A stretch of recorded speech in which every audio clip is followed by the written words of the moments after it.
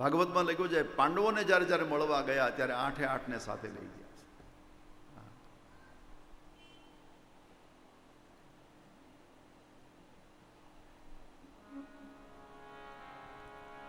કૃષ્ણ કનૈયા લાલ કી જય.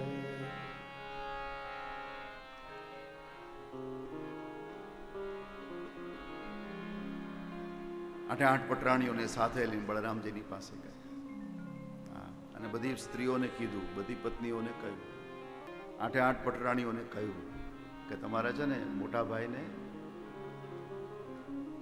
છેડો પાથરીને પગે લાગવાનો, પાલવ પાથરી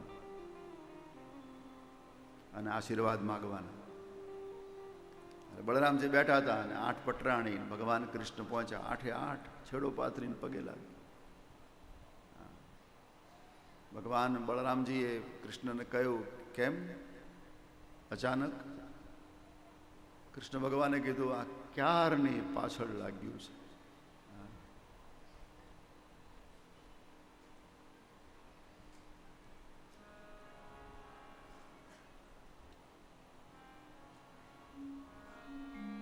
બળરામજીએ પૂછ્યું, શું છે?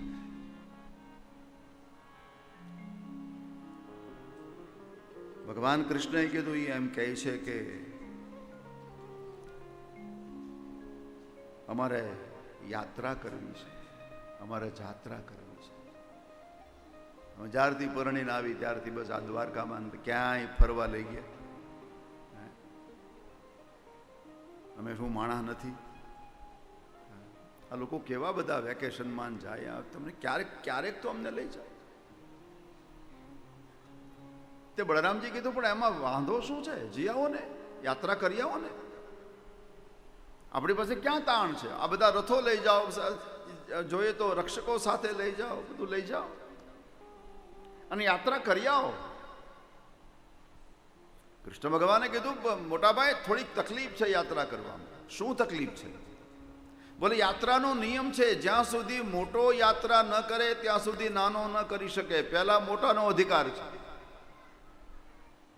અરે તમે ને મારા ભાભી જો યાત્રા કરી આવો તો અમારો નંબર લાવો, બાકી તો તમે એમનામ બેસી રહો. મોટા અને અમે નાના જાત્રા કરવા જઈએ, દેવ દર્શન કરવા જઈએ, એ શાસ્ત્રની મર્યાદા નથી. તમે ને મારા ભાભી જાઓ. એટલે બળરામજી આમે કંટાળેલા હતા. બધું વાતાવરણ બહુ વિચિત્ર હતું એ વખતનું, બધું આ કૌટુંબિક. એટલે બળરામજી તૈયાર થઈ ગયા. પછી ભગવાને શું કર્યું? એવો પ્રવાસ ગોઠવ્યો કે કુરુક્ષેત્ર, જ્યાં જે મેદાનમાં યુદ્ધ થવાનું છે, કરવાનું છે, એ કુરુક્ષેત્રમાં બળરામજી આવે ત્યારે યુદ્ધનો 17મો દિવસ પૂરો થઈ ગયો. આવી યોજના બનાવી.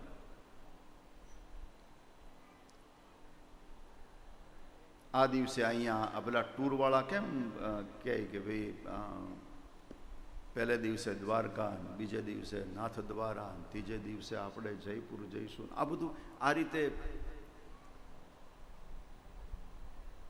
17મા દિવસે સવારે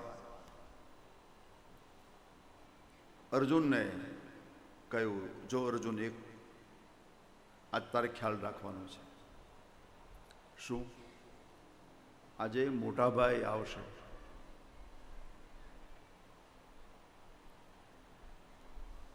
અને એ આપણા પર ગુસ્સો કરશે.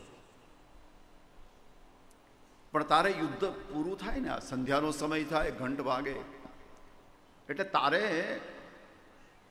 એ સમયમાં દુર્યોધનની સામે યુદ્ધ કરવા માટે આવી જવાનું. અને દુર્યોધનની સામે યુદ્ધ કરતા કરતા બરાબર ઘંટ વાગી જાય, યુદ્ધ સમાપ્ત થાય, એ વખતે તારે સૂચના આપી દેવાની કે અત્યારે તો આ યુદ્ધનો ઘંટ વાગી ગયો છે, એટલે મારું કાંઈ ન ચાલે, બાકી આવતીકાલે સવારે આવ, તારા પગ ન ભાંગી નાખું, મારું નામ અર્જુન નહીં. આવું તારે ખાલી બોલી દેવાનું બસ. આવતીકાલે સવારે આવ.